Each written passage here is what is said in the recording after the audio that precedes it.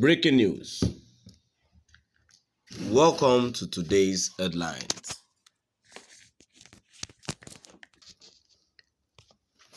Uncontrollable violence in Southeast. Uncontrollable violence in Southeast. The Punch editorial. To my dear listeners, from wherever you're listening from, stay tuned as I read today's news. Any hope that the internecine bloodletting in the southeast will diminish soon seems to be vanishing.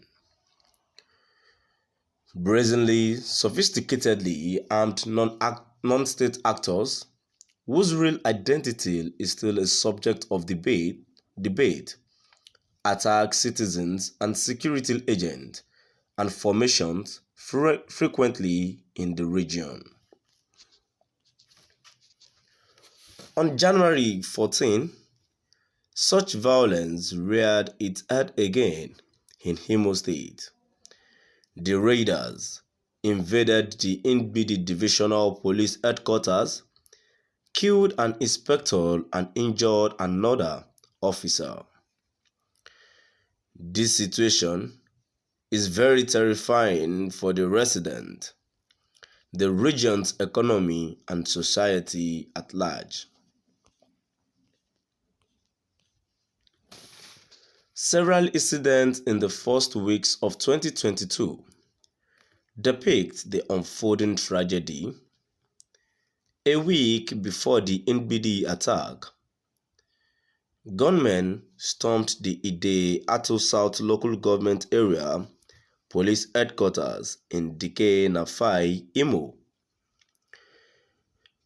The gangsters destroyed the building with explosives, setting free detained persons after wild shootings. On January 9, a traditional ruler was kidnapped at Ubomiri in Mbaitoli local government area of Imo. One person was killed and two other persons were injured in the mayhem. On the heels of that, Lawman Duruji, a former speaker of the Imo State House of Assembly, was abducted in Eime local government area. He regained his freedom a few days later.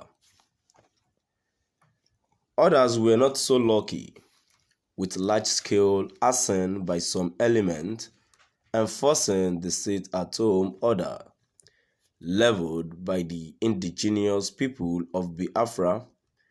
There is real fear that the violence might yet degenerate to an all-out conflagration in December. Gunmen shot dead two police officers and burnt their patrol van at a checkpoint in Idemili North local government area of Anambra State. That was a month before the abduction of the traditional ruler of Ogwani Ocha in Anambra, Oliver Unanji. He was reportedly beheaded. The Special Force Squad of the Nigerian Navy has since arrested 5 suspects in the case. Headlined by kidnapping, robbery, arson, and sporadic attacks on police military formations, insecurity has escalated since the last quarter of 2020 in the southeast. Major attacks on the prisons and police headquarters in Owerri, the Imo capital, in which hundreds of inmates were freed, and abduction and killing of monarchs have sent frightening tremors throughout the region. In response, the security agencies who blame the separatist group, IPOB, and its military wing, the Eastern Security Network, have retaliated with brutal force, resulting in near anarchy. This has not decreased the violence. Minor incidents trigger killings and arson. The more the security agent maltreats the people, the more the bloodletting.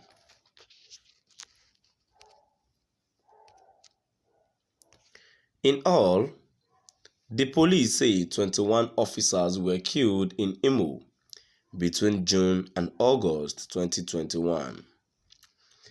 A September 2021 report by Amnesty International said that state agencies killed 115 persons between March and June.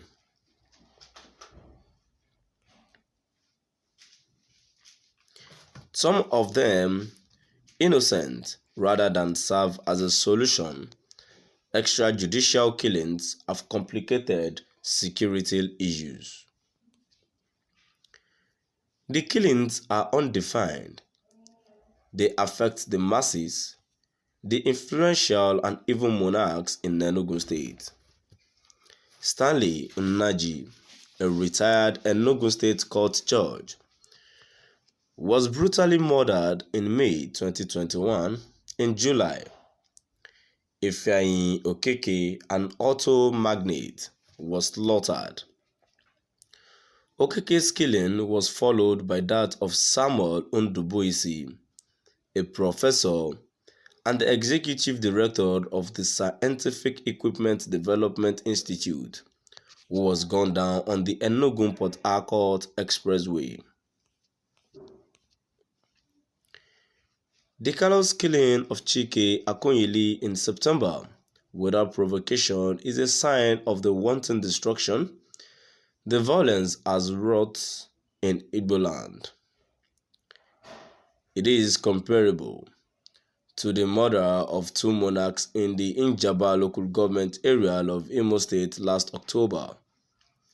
An independent tally by the Punch estimated that 255 persons lost their lives in the violence between February and October 2021. That is a horribly high toll.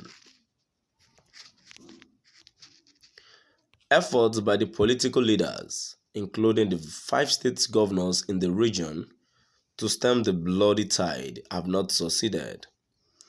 Politics and the denial of the place of IPOB in the wider Igbo agitation for self-determination devalue these efforts. It is like the locals have more faith in IPOB than the political masters.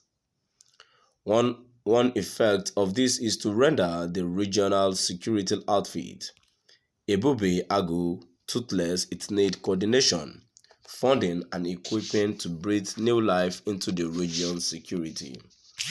To my dear listeners, from wherever you're listening from, stay tuned and please do drop by at the comment section and let us know what your view